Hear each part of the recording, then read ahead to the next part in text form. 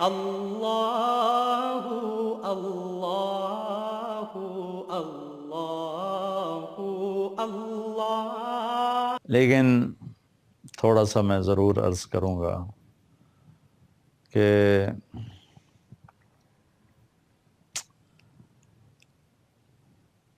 جمعہ کی رات، جمعرات کو جنگ چھیڑنے کا ارادہ کر لیا تھا کوفے والوں نے، یعنی جمعرات کو 9 تاریخ کو۔ تو حضرت حسین رضی اللہ تعالیٰ عنہ نے پیغام بھیجا کہ ہمیں ایک رات سوچنے کی مہلت دو۔ تو وہ سارے کوفے والے بڑے خوش ہو گئے کہ شاید یہ ہماری بات ماننے لگے ہیں، تو انہوں نے بڑی خوشی سے مہلت دے دی۔ تو پھر آپ نے اپنے ساتھیوں کو جمع کر کے فرمایا کہ میں نے مہلت اس لیے مانگی ہے کہ آج جمعہ کی رات ہے اور اللہ تعالیٰ سے ملاقات قریب ہے، تو ہم سب خوب اللہ سے مانگ لیں اور اللہ کے سامنے اپنے گناہوں کی معافی مانگ لیں، آنسو بہا لیں، اور باقی جو مجھے چھوڑ کے جو جانا چاہتے ہیں میں ان کو اجازت بھی دیتا ہوں، کیونکہ انہیں صرف میں مطلوب ہوں، لہٰذا مجھے چھوڑ کر آپ میں جو جانا چاہتا ہے میری طرف سے اسے پوری طرح اجازت ہے۔ کسی نے بھی ساتھ نہیں چھوڑا ہے۔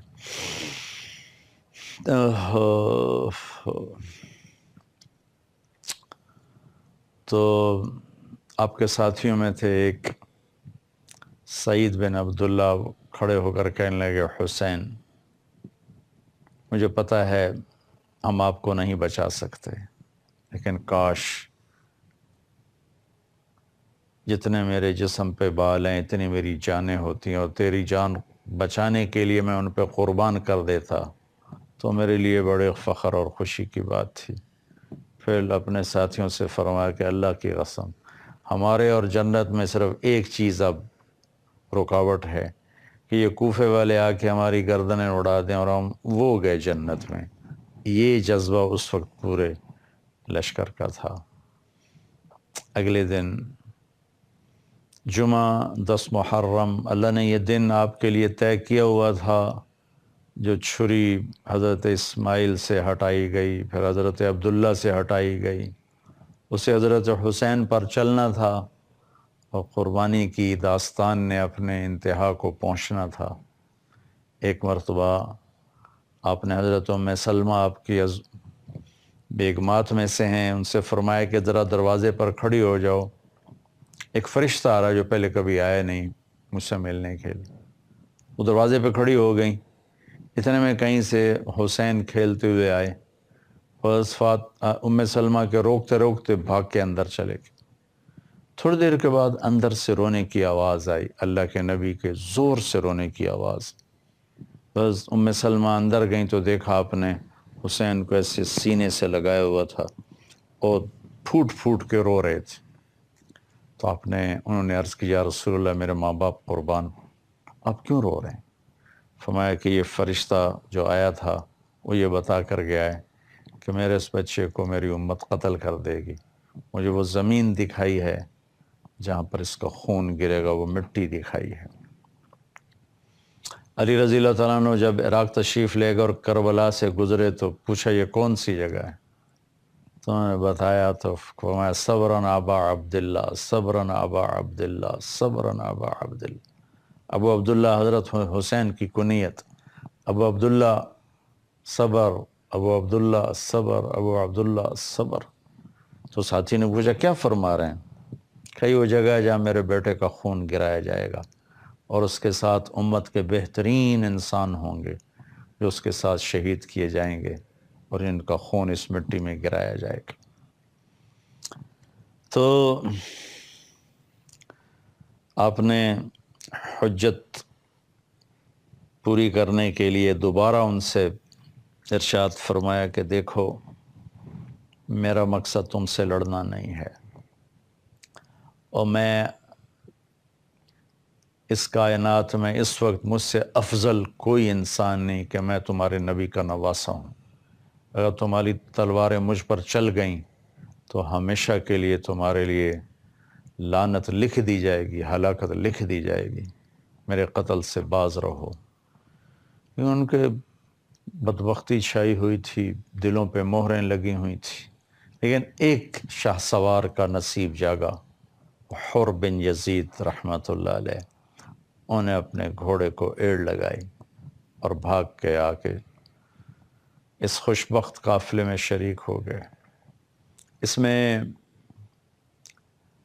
32 گھوڑ سوار تھے اور 40 پیدل تھے۔ تو آپ نے اپنے لشکر کو، اس سے پہلے تھوڑی اونگ آئی، جب خیموں میں ہی تھے تو آنکھ کھلی تو ہنسنے لگے۔ تو زینب بہن نے پوچھا کہ بھائی یہ ہنسنے کا کون سا مقام ہے؟ تو فرمایا اللہ کے نبی خواب میں ملے تھے، فرما رہے تھے کہ بیٹا میں تمہیں لینے کے لیے آ چکا ہوں، تو خوشی کا مقام ہے۔ تو آپ نے اپنے لشکر کو ترتیب دیا، سیدھے ہاتھ میں آپ نے زہیر بن قین رضی اللہ تعالیٰ عنہ کو جھنڈا پکڑایا، اور الٹے ہاتھ پہ حبیب بن مظاہر، درمیان میں اپنے بھائی عباس کو، جو عباس مشہور ہیں جھنڈا بردار، وہ آپ کے بھائی ہیں علی کی دوسری بیگمات میں سے، اور خود آپ سینٹر میں تھے۔ پھر اس کے بعد آپ نے ہاتھ اٹھائے اور اللہ کی بارگاہ میں دعا کی، اور پھر تاریخ نے، زمین نے، آسمان نے، سورج نے، ہواؤں نے، فضاؤں نے، پتھروں نے، پہاڑوں نے، کربلا کی مٹی نے، ریت کے ذروں نے، اس کائنات نے وہ منظر دیکھا شاید نہ پہلے کبھی دیکھا گیا نہ بعد میں دیکھا جائے گا۔ اور انسانیت ان 72 نفوس پر جتنا فخر کرے اتنا کم ہے، اور ان سامنے والوں پر جتنی لعنت برسائے اتنی کم ہے۔ عشق و محبت کے دعوے دنیا کرتی چلی آئی، کسی نے اس دعوے کو پال کے دکھایا، اور کوئی ان کو دیکھنا چاہتا ہے تو کربلا کی تاریخ پڑھ لے۔ من المؤمنین رجال صدقوا ما عاهدوا الله علیہ فمنهم من قضى نحبه ومنهم من ينتظر وما بدلوا تبدیلا۔ یہ آیت ایسی ہی لوگوں کے بارے میں اتری تھی کہ میرے کچھ بندے ایسے ہیں ایمان والے، انہوں نے میرے ساتھ کیے وعدے سچ کر دکھائے اور اپنے اللہ پر قربان ہو کے چلے گئے، کوئی چیز رکاوٹ نہ بنی، پہاڑوں سے ٹکرا گئے، آندھیوں کے سامنے ڈٹ گئے، طوفانوں کے منہ پھیر دیے، لیکن نہ بکے نہ جھکے نہ دبے، گردنیں کٹا دیں، سر دار چڑھ گئے، از لذت دیدارش خسرو چتواں گفتن، سر دادن و جاں دادن نادیدہ رخ یار۔ امیر خسرو فرماتے ہیں کہ میرے رب ابھی تو تمہیں دیکھا نہیں اور تیرے عشق میں گردنیں کٹا دیں، نیزوں پہ چڑھ گئے، سولیوں پہ چڑھ گئے، جس دن تمہیں دیکھیں گے اس دن تیرے عاشقوں کا کیا حال ہوگا۔ تو پہلے فردن فردن جنگ شروع ہوئی تو جو بھی کوفے والا آتا وہ قتل ہو جاتا، جو بھی آتا وہ قتل ہو جاتا۔ تو اس پر شمر نے کہا کہ اس طرح تو یہ ہم سب کو کھا جائیں گے، ان پر اکٹھے حملہ کرو۔ پھر حملہ ہوا، کہاں 72 کہاں 3000۔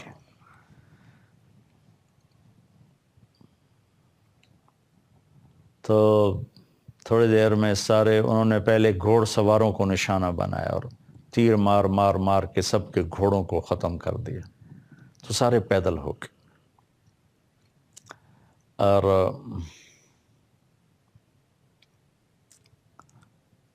لڑتے لڑتے لڑتے لڑتے لڑتے لاشیں گر رہے تھے، ان کے 10 آدمی مرتے تو کوئی پتہ نہ چلتا، یہاں ایک شہید ہوتا تو خلا پیدا ہو جاتا تھا، ان میں سے ایک ایک کئیوں کے سر اڑا کے پھر گر رہا تھا، پھر مر رہا تھا۔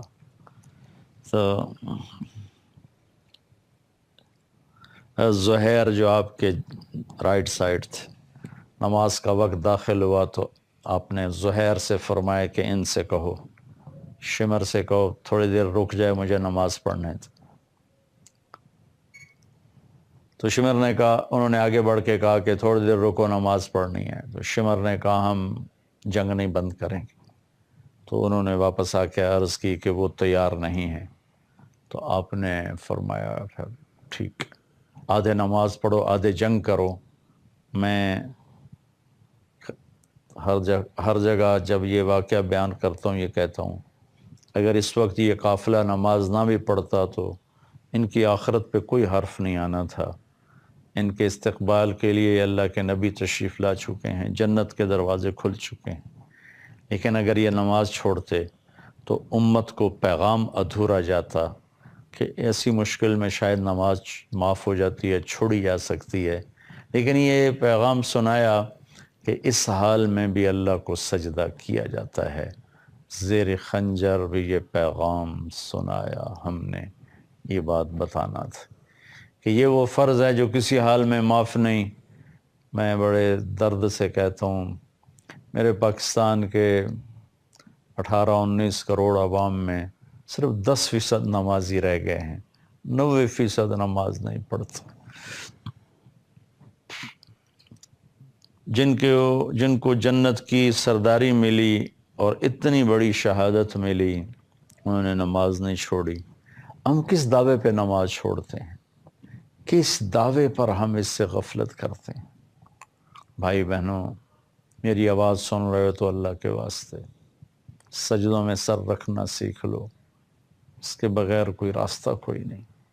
ذرا سے بھی گنجائش ہوتی تو یہ قافلہ آج نماز نہ پڑھتا، جان دے کے آگے جنت میں جاتا. لیکن آدھے الگ ہو گئے، انہوں نے نماز شروع کی، آدھے جنگ کرتے رہے.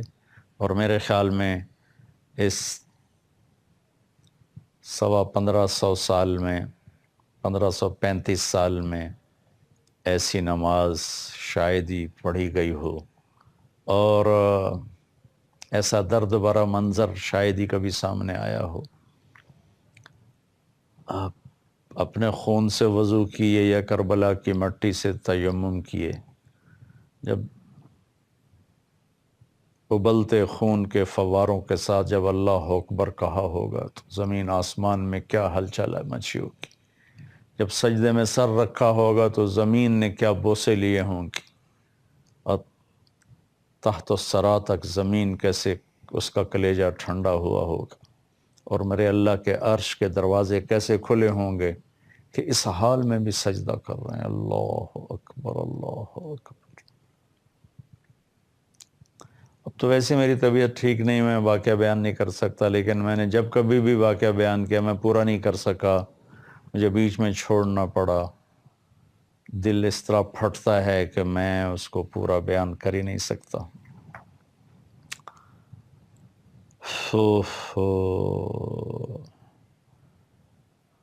نماز کے بعد زہیر شہید ہو گئے.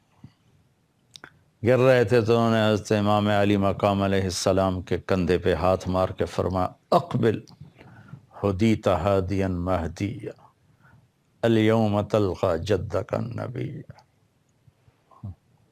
حسنا والمرتضی علیا. آگے بڑھ حسین، تیرے نانا تیرے استقبال میں ہیں، تیرے بھائی حسن، تیرے والد مرتضی علی تیرے انتظار میں، پھولوں کے ہار لیے کھڑے ہیں جنت کے حوریں، آگے بڑھ جنت تیری منتظر ہے. یہ کہتے ہوئے جان دے دی. اس طرح ساتھی کٹتے گئے کٹتے گئے کٹتے گئے کٹتے گئے.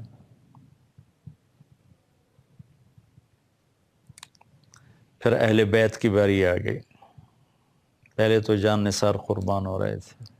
آپ کے بھائیوں میں عباس، محمد، عثمان، ابو بکر، جعفر، حسین، 5 آپ کے علاوہ 6 حضرت علی کے اولاد، 1 حضرت فاطمہ کے جگر کے ٹکڑے، میرے نبی کی آنکھوں کی ٹھنڈک، میرے نبی کے پھول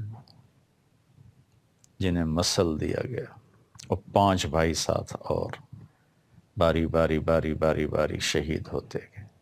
آپ کے بچوں میں علی الاکبر، علی الاصغر شہید ہو گئے. علی الاکبر، علی الاصغر تو زین العابدین ہیں. علی الاصغر، علی الاکبر عبداللہ ابو بکر، پھر آپ کے بھتیجوں میں قاسم، عبداللہ، ابو بکر، پھر حضرت عبداللہ بن جعفر کی اولاد میں سے اون اور محمد، مسلم بن عقیل کی اولاد میں سے جعفر، عبد الرحمن، عبداللہ، پھر عبداللہ بن مسلم بن عقیل، کوئی 15-16 کے قریب ہیں، محمد بن ابی سعید بن عقیل، یہ سب آل رسول ہیں جو باری باری باری باری باری باری ذبح ہوئے۔ ان میں قاسم سب سے حسین تھے۔ اس سارے قافلے میں جو اہل البیت کا جو قافلہ ذبح ہوا، اس میں قاسم سب سے حسین تھے۔ جب وہ گھیرے میں آئے اور ان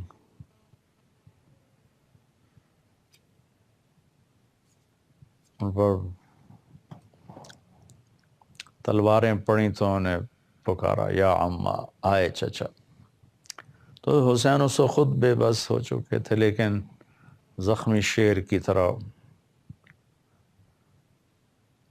اٹھے اور چیرتے ہوئے مجمع کو پہنچے تو قاسم اپنے باپ نانا سے مل چکے تھے، تو ان کے سرانے کھڑے ہو کر کہا، بیٹا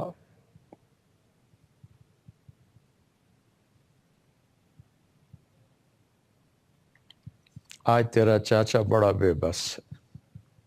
ہائے ہائے، وہ کیا دن ہوگا جب ہمارے نانا ہمارے وکیل بن کر آئیں گے۔ پھر ان کو اٹھایا، جا کر اہل بیت کے شہداء کے ساتھ ڈال دیا۔ آزمائش کی گھڑیاں بھی کچھ باقی تھیں۔ چھوٹے سے بچے تھے عبداللہ 2 سال کے، حسین کے آخری، علی الاکبر شہید ہو گئے تھے، ابو بکر اور عبداللہ یہ تو خود تنہا رہ گئے تھے، تو ان کو بلوایا، تقدیر شاید ابھی اور اوپر لے جانا چاہتی تھی۔ ان کو خیال تھا کہ اس معصوم بچے کو کوئی کیا کہے گا، تو ان کو بلا کر جیسے آخری الوداعی سلام، محبت، تو ان کو پیار کر کے اپنے گود میں بٹھایا ہی تھا کہ کوفے کے لشکر میں ایک سپاہی ابن الموقت اس کا نام تھا، اس نے جوڑ کے تیر جو مارا تو خطا ہونے کی بجائے وہ عبداللہ کی کیلے میں آ کے ایسے سیدھا پار ہو گیا، بچے کی آہ بھی نہ نکلی اور گردن ایسے ڈھلک گئی۔ اس وقت اپنے عبداللہ کا خون اپنے دونوں ہاتھوں میں لے لیا، ایسے کر کے لے لیا، ایسے دونوں لپ بھر گئے، تو اس کو یوں آسمان کی طرف کیا ایسے، اللہ اکبر، اللہ اگر تو راضی ہے تو کوئی گلا نہیں، ان سے بدلے لے لینا، اور ان کو بھی وہیں ڈال دیا۔ پھر اس کے بعد اٹھے اور کوفے والوں نے گھیرے میں لے لیا، اور شمر کہہ رہا تھا قتل کرو قتل کرو، اکیلے رہ گئے تھے، سب قافلے والے آگے جا چکے تھے۔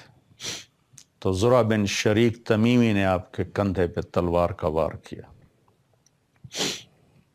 تو تلوار گر گئی ہاتھوں سے۔ سنان بن انس نے سیدھا سینے پہ وار کیا نیزے کا، جسے پیچھے گر، تو پھر اس نے یزید بن خولہ سے کہا کہ سر کاٹو، وہ پیچھے ہٹ گیا، تو وہ خبیث خود آگے بڑھا، سنان بن انس، اور اس نے آپ کا سر کاٹا اور نیزے پہ چڑھا دیا۔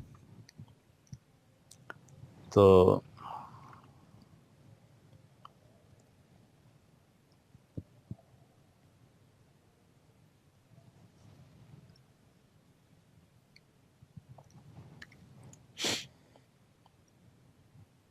عجب واقعہ ہے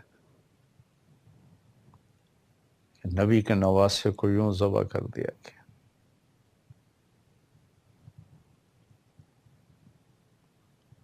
پھر خواتین کو پکڑا گیا، بچوں کو پکڑا گیا، تو حضرت زینب کا جب گزر ہوا تو لاشیں سر کٹے ہوئے نیزوں پر، چھوٹے بچے عبداللہ کا سر بھی نیزے پر تھا، تو انہوں نے وہاں چند بول بولے، واہ محمد واہ محمد، زمین کانپ اٹھی، فضا رو پڑی، واہ محمد واہ محمد، ہائے محمد ہائے محمد، صلی علیک الالہ و ملک السماء، اللہ کا آپ پہ درود و سلام ہو، آسمان کے فرشتوں کا آپ پہ درود و سلام ہو۔ هذا حسین بالعراء مزمل الدماء مقطع الاعضاء، واہ محمد واہ محمد، بناتک صبایا وذریتک مقتلہ تصفی علیہا الصبا۔ یہ آپ کا حسین ہے، آج بڑا سرخ جوڑا پہنا ہوا ہے، اپنے خون کے تانے بانے کا ہی جوڑا پہنا ہوا ہے، اپنی بوٹیوں کا ہار بنایا ہوا ہے، آج اس کی بارات ہے، آج آپ کی بیٹیاں قید ہیں، آپ کی نسل ذبح ہے، کسی نے کفن نہیں دیا تو ہواؤں نے آگے بڑھ کر مٹی ڈال کے ان پر کفن ڈال دیا ہے۔ تھوڑی دیر پہلے جو ان کی تلواروں سے حسین کا خون ٹپک رہا تھا، کوئی ایک آنکھ نہیں تھی جو نہ روئی ہو اس وقت، ایک آنکھ ایسی نہیں تھی جو نہ روئی ہو۔ پھر یہ سارا قافلہ پیش کیا گیا، ابن زیاد کے ہاتھ میں چھڑی تھی، اس نے اس سے ماری ایسے ہونٹوں پہ، ایسے کہنے لگا میں نے ایسا حسن آج تک نہیں دیکھا، مرنے کے بعد بھی ایسا حسن ہو۔ بس انس رضی اللہ تعالیٰ عنہ کھڑے ہو کر فرمانے لگے، ظالم یہ چھڑی یہاں سے ہٹا، میں نے ان ہونٹوں پہ نبی کے ہونٹوں کو لگتے دیکھا ہوا ہے۔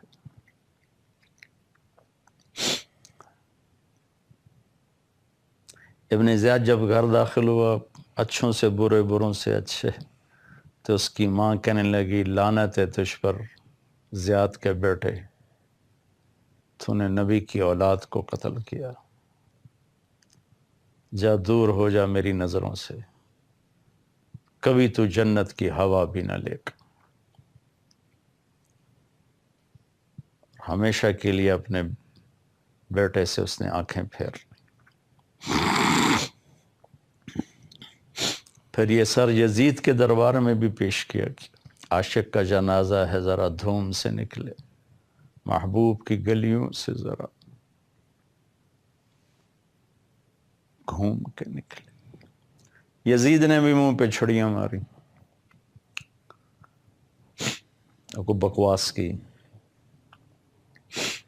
تو زید بن ارقم رضی اللہ تعالیٰ عنہ کھڑے ہوئے، کہا کہ ایسا نہ کر، میں نے ان ہونٹوں پہ نبی کے ہونٹوں کو لگتے دیکھا ہوا ہے۔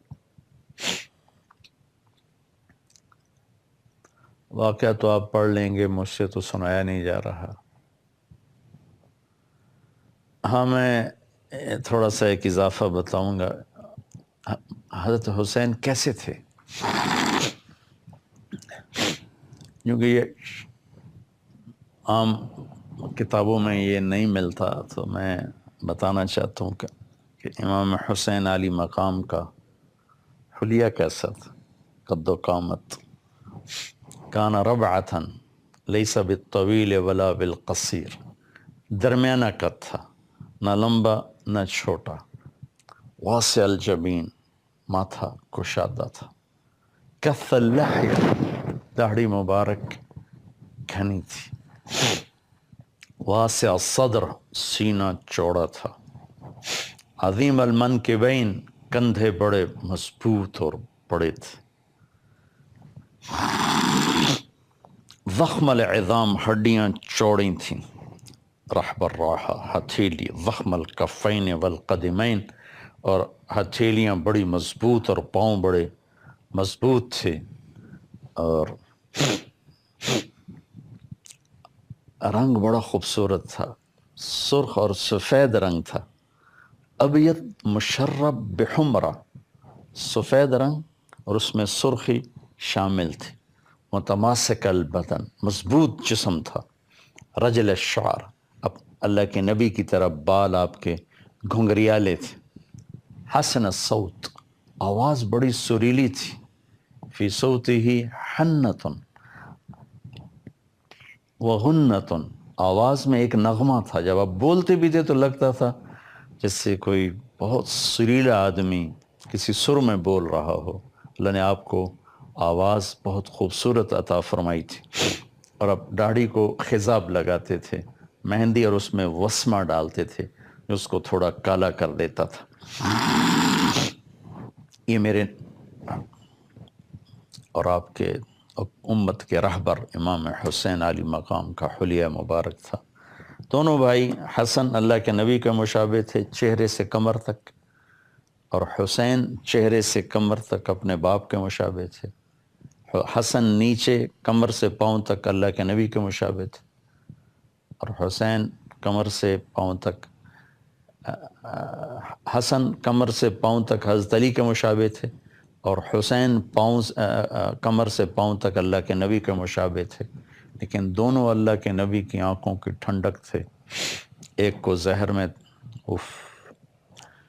ہائے ہائے فرمایا جب آخری دفعہ زہر دیا گیا کہ میرے بھائی حسین مجھے بہت دفعہ زہر دیا گیا ہے، اس دفعہ جو زہر دیا ہے اس سے میرا کلیجہ کاٹ دیا ہے.